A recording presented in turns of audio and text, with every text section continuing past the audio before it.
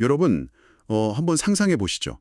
당신이 아주 먼 이국 땅에 출장을 갔습니다. 네, 출장이요? 네. 근데 우연히 뒷골목에 있는 되게 낡은 골동품 가게에 들어갔는데 그 구석에 처박힌 낡은 노트 한 권을 딱 발견하게 된 겁니다. 오, 뭔가 운명적인 만남 같은 건가요? 그렇죠. 그런데 그 노트를 보는 순간 진짜 막 숨이 멎을 것 같은 압도적인 예술적 충격을 받은 거예요. 와, 그 정도면 무조건 사야죠. 어떻게든. 그러니까요. 근데 주인이 절대 안 팔겠다고 버티는 겁니다. 그래서 당신은 회사에서 챙겨온 최고급 특산품을 전부 다 꺼내놓습니다. 싹 다요? 네. 근데 그것도 모자라서 당신이 입고 있던 정장의 금장식, 그러니까 관복의 허리띠 끝장식까지 막 뜯어서 쥐어주고 기어이 그 노트를 손에 넣고 맙니다. 야, 허리띠 장식까지요. 진짜 지독하네요. 맞아요. 이게 무려 15세기에 그것도 체면이랑 위신을 진짜 목숨처럼 여기던 조선의 고위 외교관이 실제로 한 행동입니다. 오우, 정말 강렬한 도입부네요. 그 허리띠 장식까지 내어준 그 지독한 집착 혹은 예술에 대한 갈망이 오늘 우리가 다룰 이야기의 핵심 열쇠가 되거든요. 네. 도대체 무엇이 그를 그렇게 미치도록 매료시켰던 걸까요? 오늘 이 심층 탐구 임무에서 우리가 함께 파헤쳐볼 자료들은 그야말로 시대의 타임캡슐입니다. 타임캡슐 딱 맞는 표현이네요. 네. 조선시대 최고의 걸작으로 불리는 안견의 몽유도원도 그림, 그리고 이 그림을 사이에 두고 안평대군과 방금 말씀드린 그 집념의 외교관, 고득종이 흔들리는 촛불 아래서 나누었던 아주 내밀한 대화 기록이 준비되어 있습니다. 거기에 더해서 고득종이라는 인물의 생애를 보여주는 백과사전 기록하고 현재 제주도 현단에 남아있는 향연사 사진 자료까지 겹겹이 쌓여 있죠. 질감, 그리고 먹음은 붓끝의 떨림, 그리고 조선과 명나라, 일본을 막 넘나들었던 한 외교관의 날카로운 시선을 통해서 이 작품을 해부할 겁니다. 하나의 예술 작품이 어떻게 시대와 세계를 연결하는 거대한 기록 매체가 되는지 파헤쳐보는 거죠. 네, 아주 기대가 됩니다. 자, 이제 이 내용을 하나씩 풀어봅시다. 전문가님, 대화의 첫 장면이 안견이 몽요도 원도를 막 완성한 직후의 밤을 묘사하고 있죠. 네, 맞아요. 아직 그 비단 위에 묵향이 채 가시지도 않은 상태였을 겁니다. 그림의 맨 앞머리에는 이 전체 프로젝트의 기획자인 안평대군이 직접 쓴 제문이 딱 있거든요. 아, 기획자의 글이 먼저 있군요. 네. 그런데 그 글과 글을 찬찬히 살펴보던 고득종이 글씨에 담긴 미세한 호흡의 차이를 단번에 짚어냅니다. 호흡의 차이요? 네.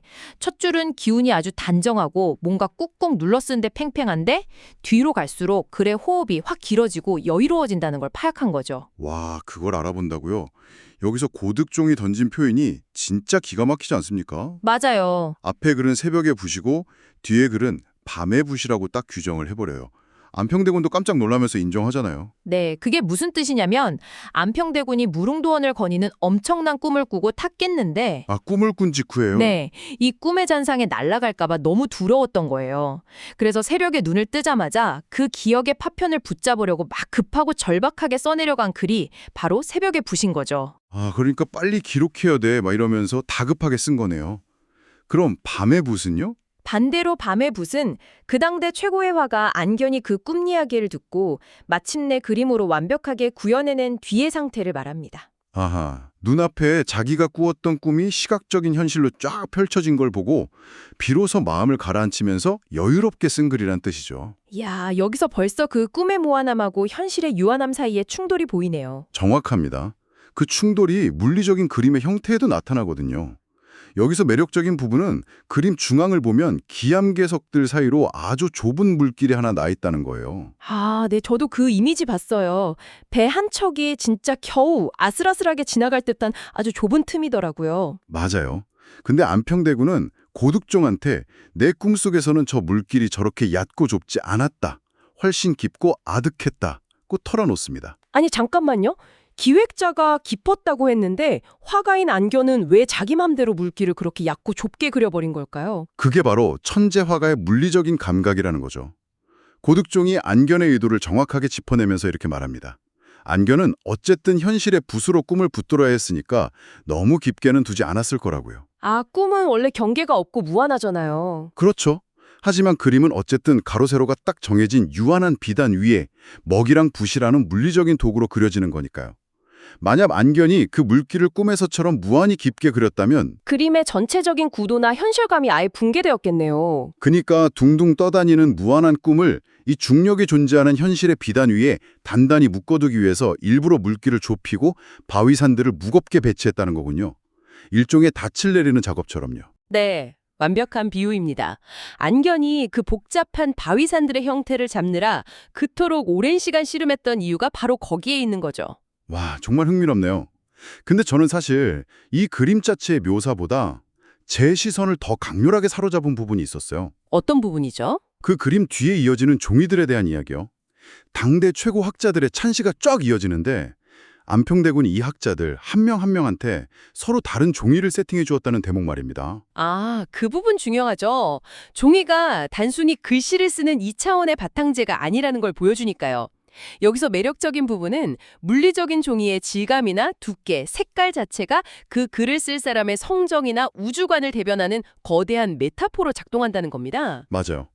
제가 이걸 딱 보고 바로 떠오른 현대적 비유가 하나 있거든요. 어떤 건가요? 요즘 회사에서 막 여러 명이 같이 작업할 때 구글 문서 같은 클라우드 기반 협업 툴 많이 쓰시잖아요, 여러분. 안평대군은 마치 그 프로젝트의 마스터 관리자 같은 거예요. 참여자들 성향에 맞춰서 완벽하게 커스텀 환경을 세팅해 놓은 느낌이랄까요? 아, 맞춤형 세팅이요? 구체적으로 어떻게 배정했죠? 예를 들면 연배가 되게 높고 원리 원칙을 중시하는 정승 하연한테는 아주 무겁게 눌려있고 섬유질이 빳빳한 단단한 종이를 줍니다.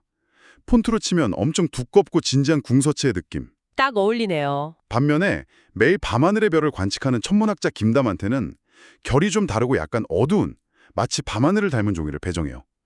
천문학자시니까 다크모드 배경으로 세팅해드릴게요. 약간 이런 식인 거죠. 와, 다크모드 비유 진짜 찰떡이네요. 그리고 가장 친한 측근인 신숙주랑 안평대군 본인은 같은 날 글을 썼기 때문에 사각의 줄이 살아있고 종이의 숨결이 같은 종이를 공유합니다. 진짜 완벽한 큐레이터네요. 단순히 시를 긁어모은 게 아니라 그 시가 담기는 물질적인 바탕까지 철저하게 통제하고 기획한 거잖아요. 자, 그렇다면 우리의 주인공 고득종 앞에서는 어떤 종이 큐레이팅이 적용되었을까요? 안평대군은 고득종한테 앞사람들보다 약간 얇은 종이를 건넵니다. 왜 하필 얇은 종이었을까요? 그 이유를 알기 위해선 먼저 고득종이 도대체 어떤 사람인지 그 정체성부터 짚고 넘어가야 합니다. 네, 백과사전 데이터를 보니까 이 사람 이력이 보통이 아니더라고요. 네, 고득종은 1388년에 제주도에서 태어난 문신인데요. 오늘 우리가 주목해야 할 진짜 정체성은 그가 당시로서는 상상조차 하기 힘든 글로벌 엘리트이자 베테랑 외교관이었다는 사실입니다. 아, 외교관이요. 네, 그는 1448년이랑 1441년에 명나라 수도 북경에 사신으로 다녀왔고요. 그 사이인 1439년에는 조선통신사로 일본 무로마치 막부까지 다녀왔습니다. 와, 명나라랑 일본을 다 직접 가봤다는 거네요. 당시 그게 가능한가요? 거의 없죠. 당시 사람들 세계관이 기껏해야 한반도 안에 머물러 있을 텐데 조선이랑 대륙 그리고 해양을 모두 직접 눈으로 보고 각기 다른 문화와 정치 체제를 다 경험한 극소수의 인물이었던 겁니다. 그러니까 안평대군이 고득종을 멀리 다녀온 사람이라고 부른 거군요. 맞습니다. 그가 가진 거대한 시야 때문이죠. 아, 이제 아까 그 얇은 종이의 미스터리가 풀리는 기분입니다. 고득종이 얇은 종이를 딱 받아들고 의아해하니까 안평대군이 아주 영화 같은 행동을 하잖아요.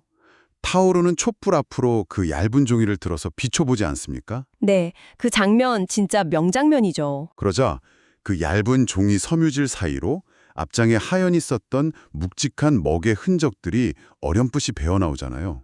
그러면서 안평대군이 이렇게 말합니다. 멀리 다녀온 사람이라 앞사람들의 글이 비쳐야 한다고 생각했다.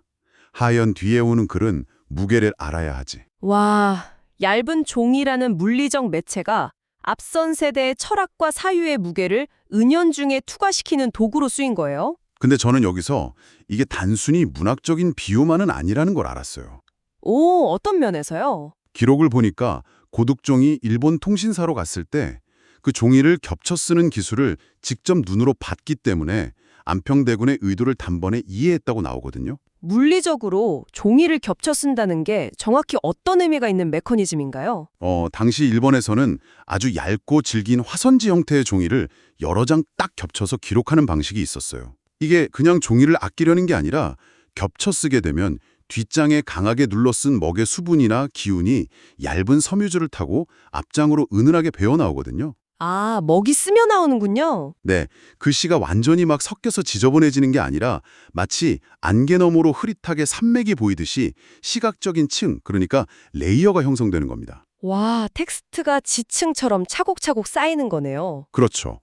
고득종은 이 물리적인 겹침의 미학을 직접 봤던 사람인 거예요.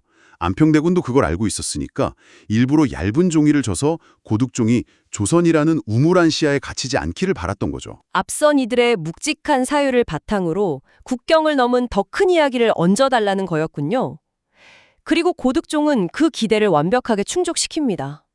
여기서부터가 정말 흥미로워지는 부분입니다. 네, 그림 감상하던 고득종이 폭탄 발언을 던지죠. 낌을 딱 가리키면서 이 능선의 꺾임은 조선산이 아닙니다. 이렇게 말해버려요. 사실 당대 보통 사람들에게 몽유도원도는 그저 되게 신비롭고 몽환적인 조선의 이상향으로 보였을 텐데요.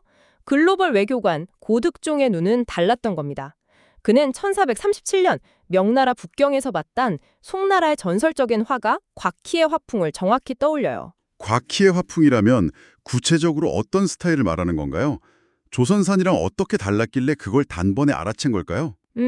조선의 산수화나 실제 산세는 비교적 선이 부드럽고 둥글거나 꺾이더라도 무뚝뚝하게 툭 끊어지는 느낌이 강하거든요. 아, 네. 수묵화 보면 좀 그런 느낌이죠. 반면에 곽희의 산수화는 아주 극적이고 역동적입니다. 바위 형태가 마치 개의 발톱처럼 날카롭게 확 휘어지거나 구름이 막 뭉게뭉게 소용돌이 치는 것처럼 웅장하게 그려져요. 개 발톱이야? 네. 고득종은 안견의 붓질 속에 숨어있는 그 날카롭고 기괴한 대륙의 기운을 단번에 간파해낸 겁니다. 아니, 그렇다면 안평대군이 중국 그림을 그대로 베끼라고 안견 안에 지시했던 걸까요? 요즘 말로 하면 이거 일종의 표절 아닌가요? 에이, 표절과는 완전히 다릅니다. 안평대군도 이 점을 되게 명확히 해요. 형식을 빌렸지만 결코 베끼지는 않았다라고요. 아, 형식을 빌렸다. 네. 이것을 더 큰 그림과 연결해 본다면 명나라에서 산수화라는 건 단순히 예쁜 풍경을 그리는 게 아니라 우주의 이치와 산을 읽어내는 철학적 행위였거든요.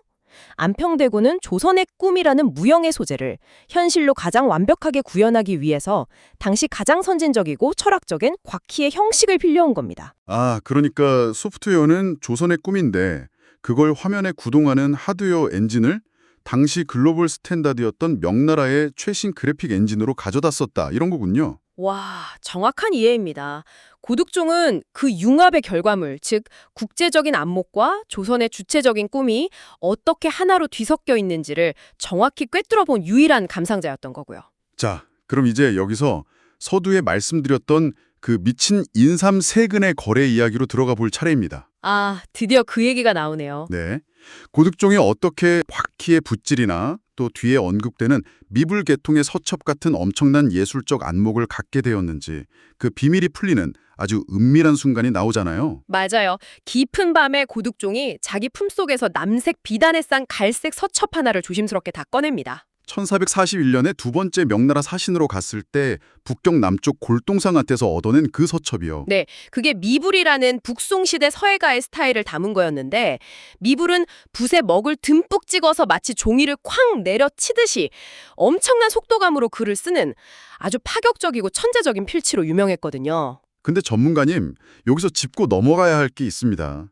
아까 제가 처음에 말했듯이 골동상 주인이 그 중국의 국보급 서첩을 외국인한테는 절대 안 팔겠다고 막 버틴단 말이에요. 그렇죠. 안 주려고 했죠. 그러니까 고득종이 처음에는 조선 최고급 특산품인 인삼 세근을 내놓잖아요. 당시 인삼 세근이면 어마어마한 가치였을 텐데 주인이 꿈쩍도 안 해요. 네, 끄덕 없었죠. 그러자 고득종이 자기가 입고 있던 관복 허리띠의 금운 장식을 그 자리에서 다 뜯어줍니다. 아니, 일국의 외교관이 일종의 예술품 덕후가 돼가지고 체면이고 뭐고 다 던져버린 거잖아요. 대체 왜 그렇게까지 한 걸까요? 그게 바로 진짜를 알아보는 안목의 무서움입니다. 고득종조차도 그날은 조금 욕심이 있었다고 아주 인간적으로 고백을 하거든요. 욕심이 있었다고요? 네. 그는 그 서첩이 단순한 글씨 모음이 아니라 당대 최고의 지적 정수이자 시대를 초월하는 생명력을 담고 있다는 걸 한눈에 딱 알아본 겁니다. 그 압도적인 가치 앞에서는 세속적인 지위나 체면, 돈 같은 게 아무런 의미를 가지지 못했던 거죠. 와, 대단하네요. 그런데 전문가님, 제가 이 대화 기록을 꼼꼼히 읽다가 도저히 이해가 안 가는 물리적인 모순을 하나 발견했습니다. 좀 따져보자고요. 오, 어떤 모순이죠? 고득종이 자기가 목숨 걸고 구한 그 서첩 마지막장에 그려진 짧은 산 능선을 보여주면서 오늘 본 몽유도원도의 왼편 산과 참 닮았다 하면서 감탄하잖아요. 네, 그랬죠. 근데 안평대군의 반응이 충격적입니다. 나는 안견에게 그 서첩이나 초본을 보여준 적이 한 번도 없다. 이렇게 딱 잘라 말해요. 아니 본 적도 없는 그림의 능선과 기운을 안견이 어떻게 똑같이 그려냅니까? 둘이 와이파이로 뇌파라도 공유한 건가요? 이게 과학적으로 말이 됩니까? 아주 날카로운 의문입니다. 물리적으로 한 번도 본 적이 없는데 어떻게 그 형상이 붓끝에서 나왔을까? 안평대군이 이 미스테리에 대해서 예술사에 남을 만한 엄청난 통찰력이 담긴 답변을 내놓습니다. 뭐라고 하죠? 눈은 결국 기억으로 그린다. 눈은 기억으로 그린다. 네. 이게 뇌과학과 예술의 본질을 관통하는 말이거든요. 안견이 어느 특정한 서첩 하나를 다 펴놓고 똑같이 베껴 그린 게 절대 아닙니다. 안평대군은 엄청난 부호이자 당대 최고의 중국 명작 컬렉터였잖아요. 아, 집에 명작들이 쌓여 있었겠네요. 그렇죠. 안견은 매일 안평대군의 수장고를 드나들면서 그 수많은 명작들을 눈으로 다 흡수했던 거예요.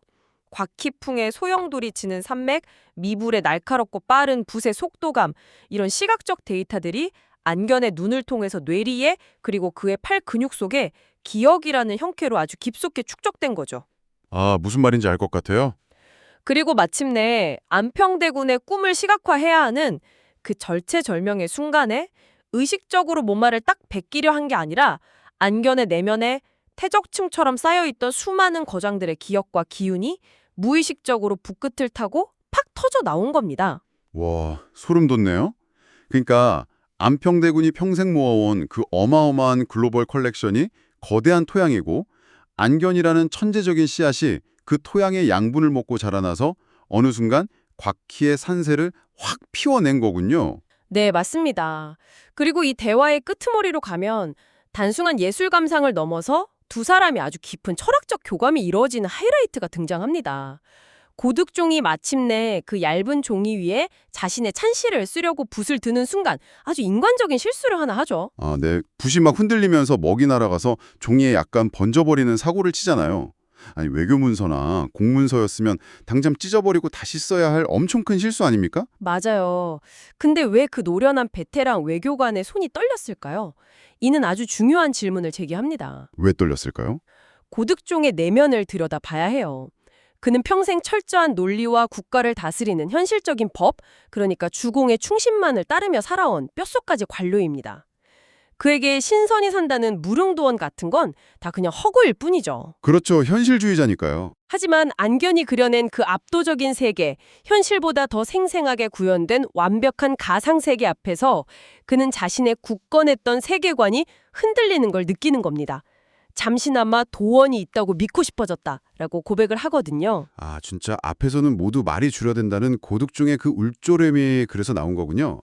자기가 평생 굳게 믿어왔던 합리적인 현실 감각이 말도 안 되게 완벽한 아름다움 앞에서 와르르 무너져 내리는 경험을 한 겁니다. 바로 그 지점입니다. 지금 이 방송을 듣고 계신 여러분, 살면서 어떤 압도적인 진실이나 완벽한 아름다움, 즉 진짜를 딱 마주했을 때 세계관이 흔들리는 두려움이나 떨림을 경험해 보신 적 있습니까?